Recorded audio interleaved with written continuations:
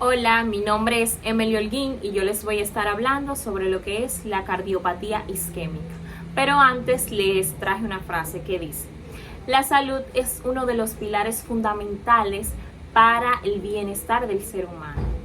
Y su estudio nos va a permitir diagnosticar y prevenir diversas enfermedades como lo que es la cardiopatía isquémica. Ahora bien, sin más que agregar, vamos a empezar.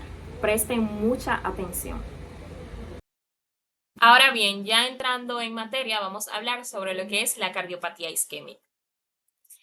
La cardiopatía isquémica se define como una enfermedad crónica del corazón que va a estar causada por la falta de oxígeno en el músculo cardíaco, debido a una disminución del flujo sanguíneo de las arterias coronarias.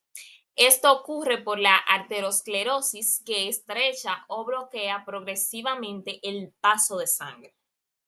En palabras simples, la cardiopatía isquémica es una enfermedad crónica del corazón, que esta van a pasarle a lo que son las arterias coronarias, porque hay una arteriosclerosis, que es esta capa amarilla que ustedes pueden ver aquí en esta arteria coronaria, que está compuesta de colesterol y también de lípidos. Entonces, esto va a obstruir el vaso sanguíneo y va a disminuir el flujo de sangre, porque si tenemos una pared o sea, si tenemos un círculo y el círculo sigue teniendo la misma anchura, pero dentro del círculo le agregamos algunos objetos como una aterosclerosis, o sea, le agregamos lípidos y colesterol, la luz del líquido del vaso va a disminuir porque el vaso tiene el mismo tamaño y le estamos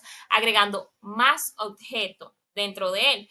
Entonces, esto va a hacer que la luz del vaso por donde transcurre el flujo sanguíneo se vuelva ese espacio más pequeño, entonces el flujo disminuya. Ahora bien, ya que sabemos qué es la cardiopatía isquémica, vamos a pasar a lo que es el síndrome coronario agudo.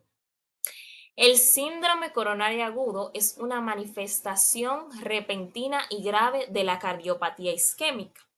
Se produce por una disminución súbita del flujo sanguíneo al corazón y es causada por la disrupción de la placa ateromatosa dentro de una arteria coronaria. Ahora bien, tanto la cardiopatía isquémica como el síndrome coronario agudo es por la oclusión de una arteria, o sea, de la arteria coronaria. Pero ¿qué lo diferencia? Que el síndrome coronario agudo es una manifestación repentina de lo que es la cardiopatía isquémica y que también en el síndrome coronario agudo vamos a ver lo que es la placa ateromatosa. Y la placa ateromatosa es diferente a la arteriosclerosis, porque la placa ateromatosa es como cuando la arteriosclerosis evoluciona. Y la placa ateromatosa tiene como más fuerza, tiene células inflamatorias, tiene lípidos, tiene colesterol, tiene como más elementos. Entonces, por esto la placa ateromatosa es como más aguda, por así decirlo, que la arteriosclerosis.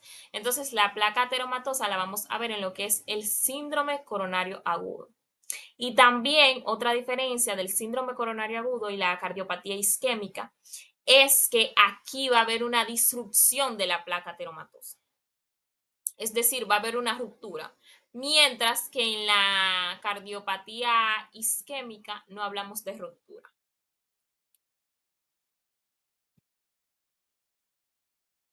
Coronario agudo, es importante saber, y déjenme volver hacia atrás, que la guía del 2025 AHA lo clasifica en 5 tipos de infarto, pero aquí vamos a hablar sobre el tipo número 1, que es por la disrupción de la placa ateromatosa. Ahora sí, los factores de riesgo del síndrome coronario agudo. Vamos a tener lo que es el tabaquismo, que se puede modificar, la hipertensión arterial, el colesterol alto, mejor conocido como hiperlipidemia, la diabetes mellitus tipo 1 y tipo 2, la obesidad y sobrepeso, el sedentarismo, que también lo podemos modificar. La dieta poco saludable, o sea, que no sea una dieta rica en nutrientes. El estrés, que también es un factor de riesgo que se puede modificar.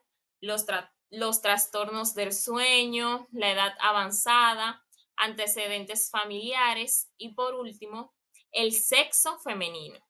El sexo masculino, perdón. Es decir, que por el simple hecho de tú nacer hombre, ya tú tienes un factor de riesgo para tener síndrome coronario agudo. Ahora bien, vamos a pasar a lo que es la fisiopatología. La fisiopatología del síndrome coronario agudo.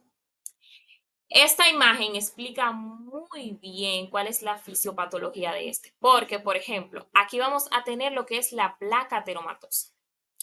Entonces, la placa ateromatosa, como dije anteriormente, está compuesta por lípidos, lípidos, colesterol.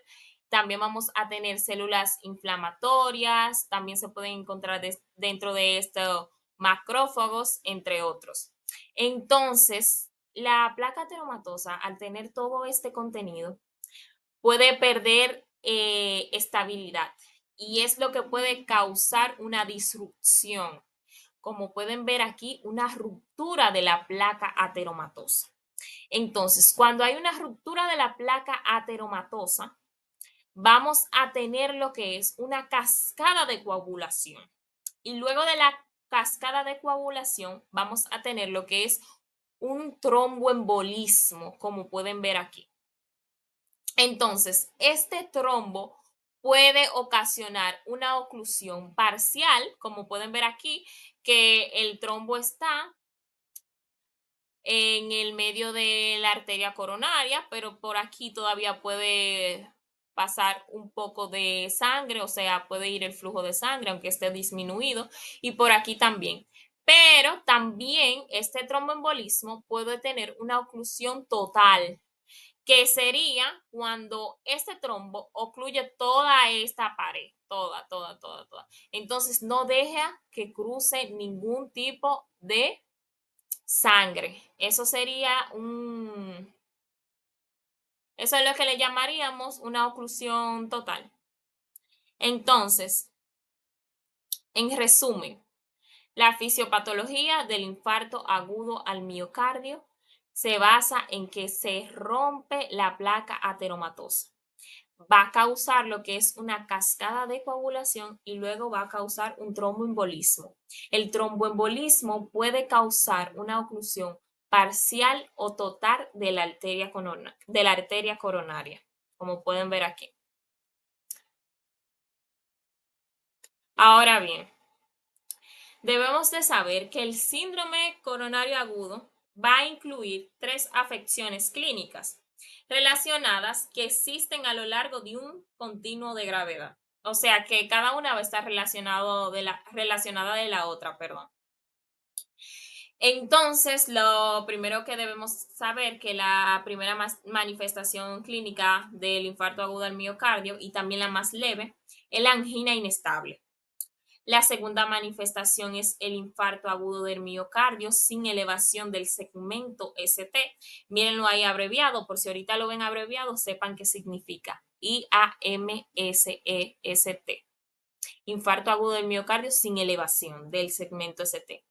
Y la última manifestación clínica, que es la más aguda, es el infarto agudo al miocardio con elevación del segmento ST, que se abrevia IAMCEST, por si en algunos textos lo ven así. Ahora bien, es importante saber que la angina inestable y, por así decirlo, la fisiopatología del síndrome coronario agudo es muy dinámica. Entonces, podemos tener la primera manifestación clínica, que es la angina inestable, pero esto no quiere decir que la angina inestable no puede evolucionar y convertirse en un infarto agudo del miocardio, porque claro que sí. Estas afecciones clínicas, una se puede convertir en la otra. Por ejemplo, podemos tener primero una angina inestable, luego que ésta empeore a un infarto agudo al miocardio sin elevación del segmento ST, y luego, aún peor, podemos tener lo que es un infarto agudo al miocardio con elevación del segmento ST. Es decir, que esta puede evolucionar repentinamente. Ahora bien, ya que sabemos cuáles son las tres manifestaciones, vamos a empezar a definir la primera manifestación, que es la angina inestable. Y la angina inestable se define por isquemia miocárdica transitoria, que conduce a una disminución del flujo en ausencia de mionecrosis significativa, detectada por troponina circulante. Si no se trata, puede evolucionar a un infarto agudo de miocardio, como dije anteriormente. Es decir, que la angina inestable también es una falta de oxigenación al músculo cardíaco, pero esta es transitoria. Lo que quiere dejar dicho es que el músculo cardíaco no lleva mucho tiempo sin la oxigenación necesaria, o sea que tiene un tiempo parcial y que esta también puede evolucionar y convertirse en un infarto si no se trata adecuadamente. También es importante saber que en la angina inestable no vamos a tener mionecrosis. ¿Qué quiere decir esto? La mionecrosis es la necrosis del miocardio, es decir, células muertas en el miocardio. Entonces, aquí no vamos a tener células muertas en el miocardio debido a la angina inestable. Si hubiese mionecrosis, esto se puede detectar por un biomarcador llamado troponina circulante. Más adelante yo les voy a estar explicando sobre lo que es la troponina circulante. Ahora bien, los síntomas de la angina inestable. Vamos a tener como síntoma el dolor torácico. Ese es el síntoma principal. Debemos de saber el tipo de dolor torácico. Cuando se habla de una angina inestable, el dolor torácico debe ser opresivo. La localización de este puede ser retroesternal y precordial. También debemos de saber la irradiación. La irradiación del dolor torácico puede ser hacia el brazo izquierdo, hacia el cuello, hacia la mandíbula, incluso se puede irradiar hasta la espalda. La duración del dolor torácico puede ser entre 10 minutos a 20 minutos y también este va a aparecer de manera repentina, sin ningún tipo de esfuerzo. Como otro síntoma vamos a tener lo que es la disnea. Ahora bien, va a ser una disnea sin esfuerzo, o sea, una disnea que va a aparecer repentinamente y puede aparecer haciendo cualquier cosa cotidiana. Como otro síntoma vamos a tener lo que son las náuseas o vómitos. Incluso podemos tener lo que es la sudoración como síntoma de la angina inestable. Ahora bien, vamos a pasar a lo que es el infarto agudo del miocardio con elevación y sin elevación del segmento ST.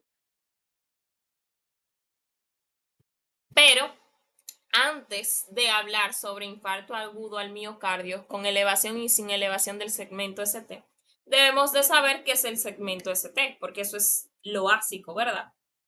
Entonces, ¿qué es el segmento ST? El segmento ST en el electrocardiograma lo que va a representar es la etapa en la que los ventrículos del corazón están completamente despolarizados, justo después del complejo QRS y antes de la repolarización de la onda T. Ahora que ya sabemos lo que es el segmento ST, debemos de saber cómo se ve el segmento ST normal para después poder diferenciarlo cuando está elevado o cuando está deprimido. Porque dependiendo si está elevado o si está deprimido, vamos a poder hacer un diagnóstico con respecto al infarto agudo al miocardio. Entonces, aquí pueden ver un electro normal, el segmento ST se ve isométrico y recuerden que el segmento ST comienza cuando termina el complejo QRS y antes de la o sea, comienza después del complejo QRS, perdón, y termina antes de la repolarización de la onda T. Entonces, mírenlo aquí donde está, es isométrico. Entonces, cuando hablamos de elevación del segmento ST, se va a ver así. Lo normal es que se vea así. Y cuando hay una elevación, se va a ver así. ¿Qué significa eso? Si ustedes ven el segmento ST elevado, significa que hay un infarto agudo al miocardio con elevación del segmento ST.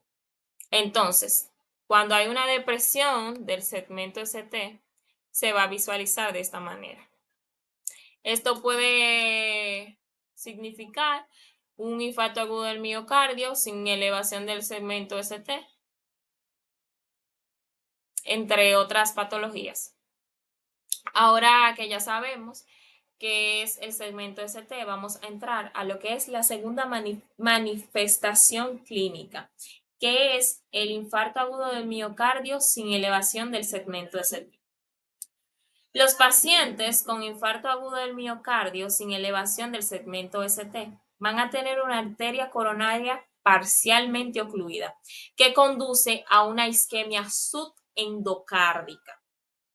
Ahora bien, como pueden ver en la imagen, aquí vamos a tener la luz del vaso.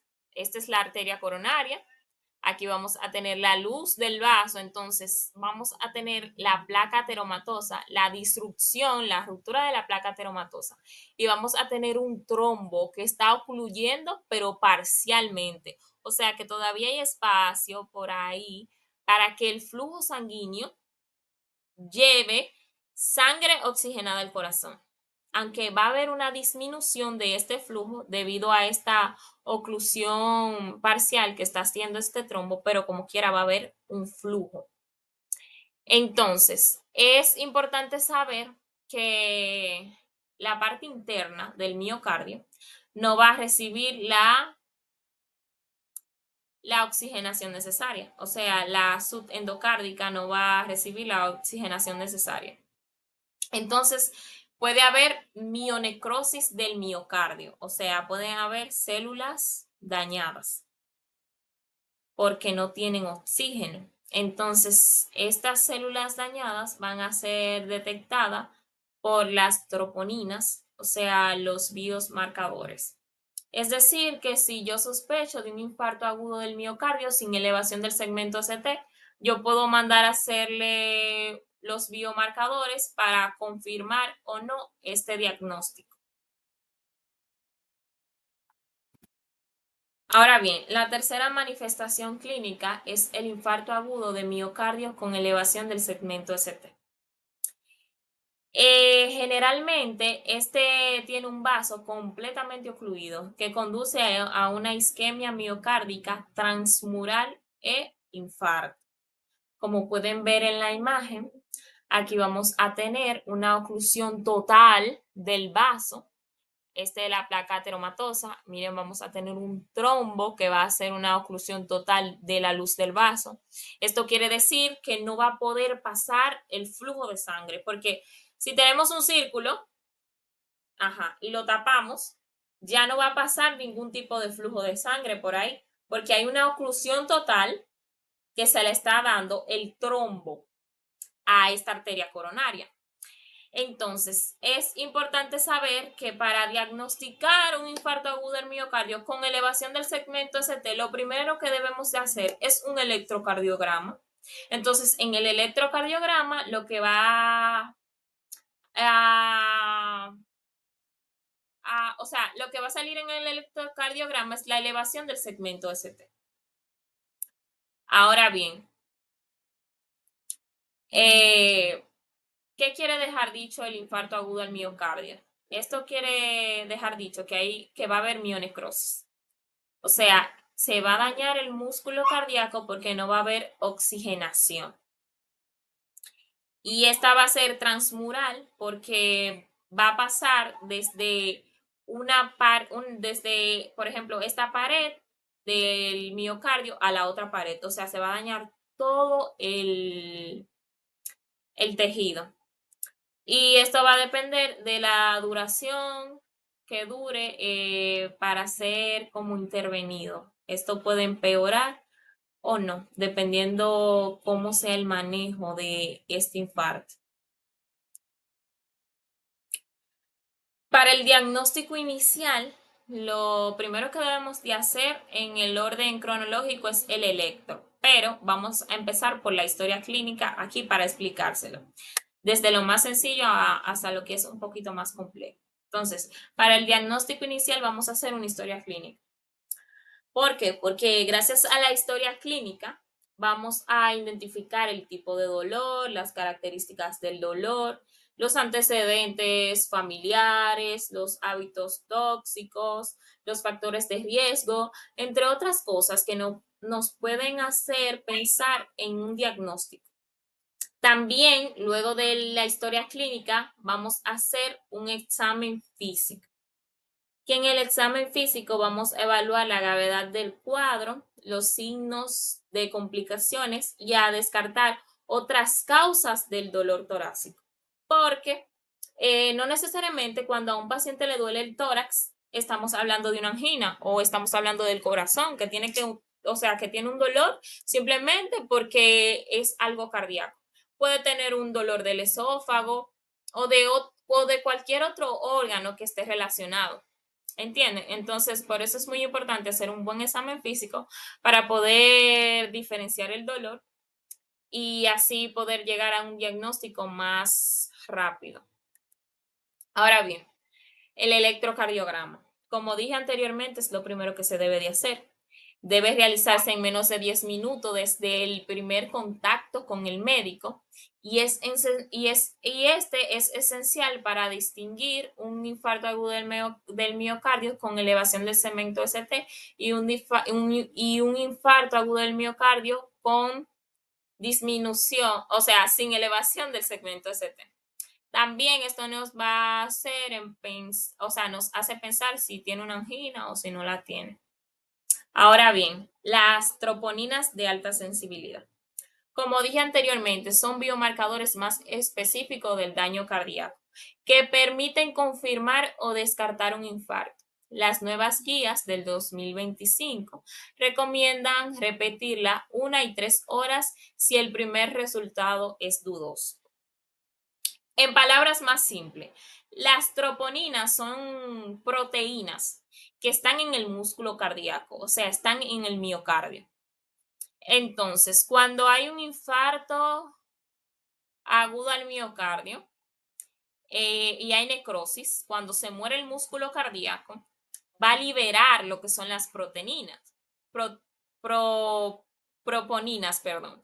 Entonces, si las proponinas están positivas, esto quiere dejar dicho a que hay mionecrosis, o sea, de que el músculo no tiene oxígeno y que el músculo se le están dañando sus células. Entonces, si las troponinas están positivas, hay mionecrosis, es decir, que hay un daño en las células del músculo cardíaco.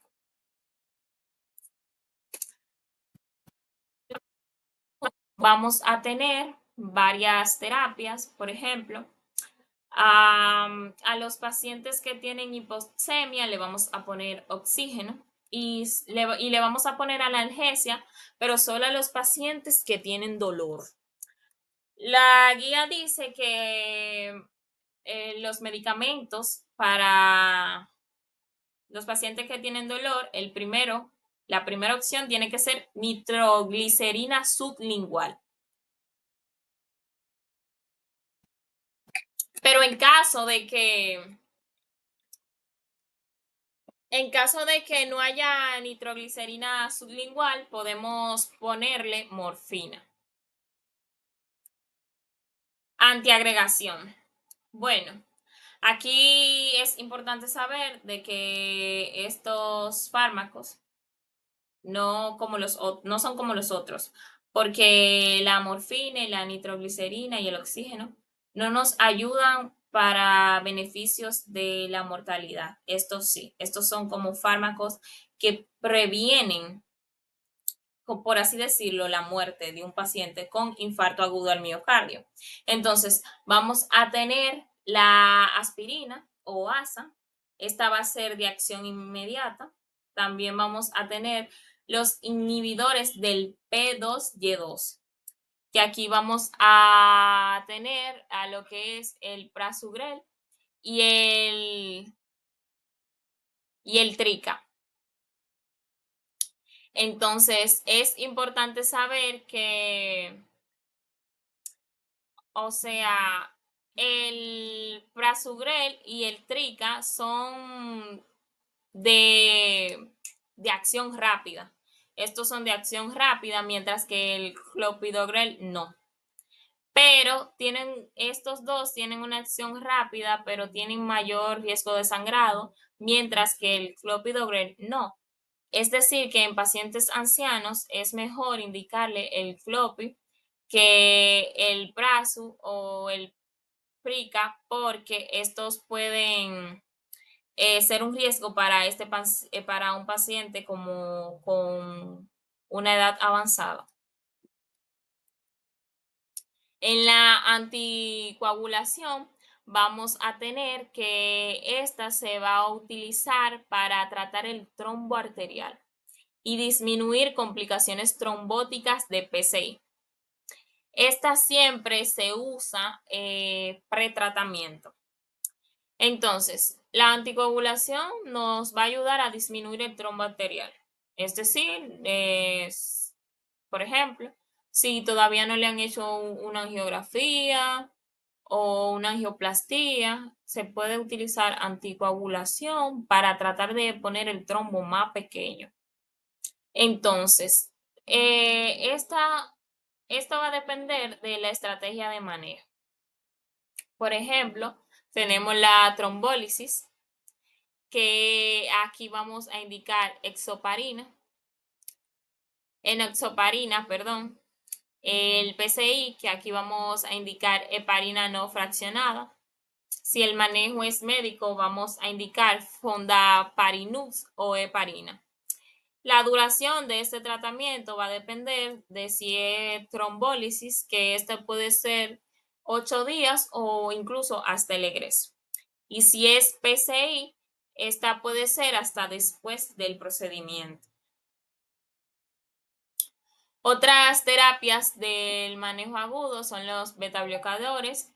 Aquí es importante saber que vamos a iniciar esto en las primeras 12 horas, salvo que haya contraindicaciones. Y esto o sea, los betabloqueadores van a estar enfocados en los infartos agudos del miocardio con elevación del segmento ST, porque van a reducir un reinfarto y también unas arritmias. También vamos a tener los inhibidores del sistema renina-angiotensina-aldosterona. Aquí vamos a tener los IECA, perdón, los ARA2 y los ARM. El manejo definitivo, o sea, la repercusión. En el infarto agudo al miocardio con elevación del segmento ST, el objetivo va a ser reabrir la arteria lo antes posible. O sea, si tenemos un infarto agudo al miocardio, ya yo le enseñé que esto va a ser una oclusión total. O sea, que no va a haber ningún tipo de paso del flujo sanguíneo. Lo primero que debemos hacer, en lo que esto se enfoca cuando diagnosticamos este tipo de infarto, es en reabrir esta arteria lo antes posible, para que así el flujo sanguíneo vuelva a circular y el corazón no se necrose completamente. Entonces, aquí vamos a hacer una ICP y esta va a ser primaria, es decir, vamos a hacer angioplastía dentro de los 90 minutos del primer contacto médico. Como pueden ver en la foto, aquí tenemos la angioplastía. se está entrando un catéter y este es el aneurisma. El manejo definitivo, pero en el infarto agudo del miocardio sin elevación del segmento ST. La estrategia es invasiva temprana. Aquí lo que se hace es una angiografía en 24 o 72 horas. Pueden ver aquí, quitan la arteria coronaria y se le está haciendo la angiografía. Es importante saber que vamos a tener un manejo invasivo y nuevas recomendaciones según la guía. Entonces, aquí vamos a tener que el acceso radial por la muñeca, el acceso radial, es preferible sobre el femoral, o sea, sobre el ingle, porque en este hay menos complicaciones. También vamos a tener la terapia antiplaquetaria, que esta va a ser personalizada y se ajusta según el riesgo de sangrado e isquemia. O sea, se va a ajustar dependiendo de lo que tenga el paciente. También vamos a tener la revascularización completa en pacientes con enfermedad de multivaso. Y aquí vamos a tener el uso de imágenes incorporadas para optimizar la colocación del stent. Es decir, que vamos a utilizar nuevos medios diagnósticos, nuevas imágenes para colocar mejor el stent de una manera más eficaz, más rápida, entre otros. También vamos a tener el control estricto de los lípidos, o sea, debemos de tener un LDL menor de 50 miligramos por decilitro, utilizando lo que es estatinas o inhibidores. Dentro de las complicaciones del síndrome coronario agudo, vamos a tener mecánicas y también vamos a tener eléctricas. Ahora bien, las complicaciones mecánicas son 4. Aquí vamos a tener la ruptura del músculo papilar. Esto nos puede provocar edema pulmonar agudo con un choque cardiogénico. Y también vamos a tener una masa, puede aparecer una masa móvil en el ventrículo izquierdo. Aquí pueden ver cómo está afectada la pared del ventrículo izquierdo. Y aquí se puede producir una masa móvil en este ventrículo izquierdo. Ahora bien, la segunda manifestación, complicación mecánica va a ser la ruptura del septum ventricular, que es este que está aquí. Aquí pueden ver los dos ventrículos, el derecho como el izquierdo. Entonces, este septum ventricular que lo divide va a estar roto y esto puede producir un soplo sistólico y disnea. La siguiente complicación es la ruptura contenida ventricular. Esta es asintomática y puede tener falla cardíaca. Mírenla ahí como pueden ver en la imagen.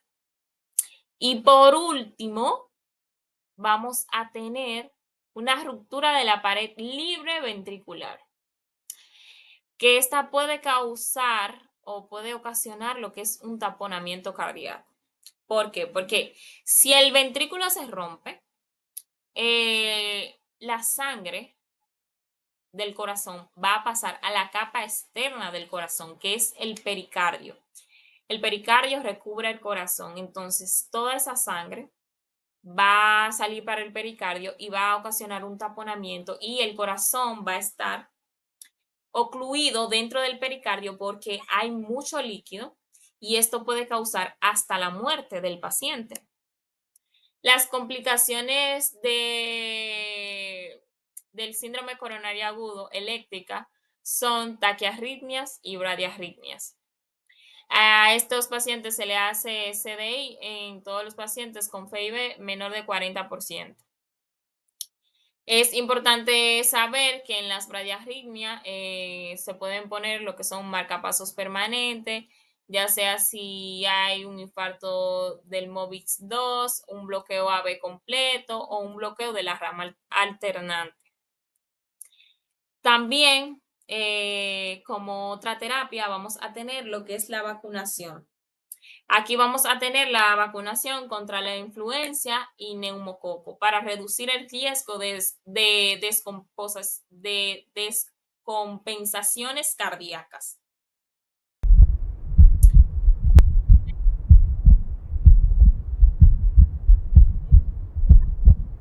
coronario agudo sigue siendo una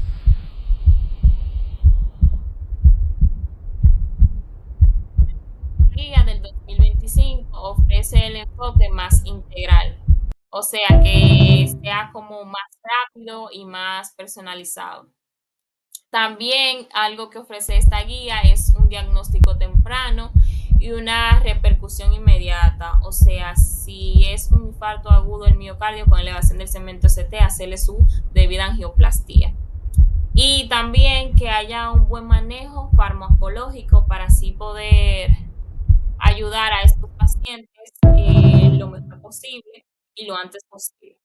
Yo espero que esta exposición le haya sido de mucha ayuda y que puedan diferenciar lo que es un infarto agudo del miocardio, que puedan aprender y puedan diagnosticar debido a esos conceptos básicos que yo les di, para que así, si tienen un paciente con infarto agudo del miocardio, ya sea con elevación, sin elevación o incluso una angina inestable, puedan diagnosticarlo de la manera más rápida posible y darle una terapia lo más pronto posible para mejorar la calidad de vida y que tenga un menor riesgo de mortalidad este paciente. Sin más nada que agregar, me despido. Ha sido para mí un placer y espero que le haya gustado mi exposición.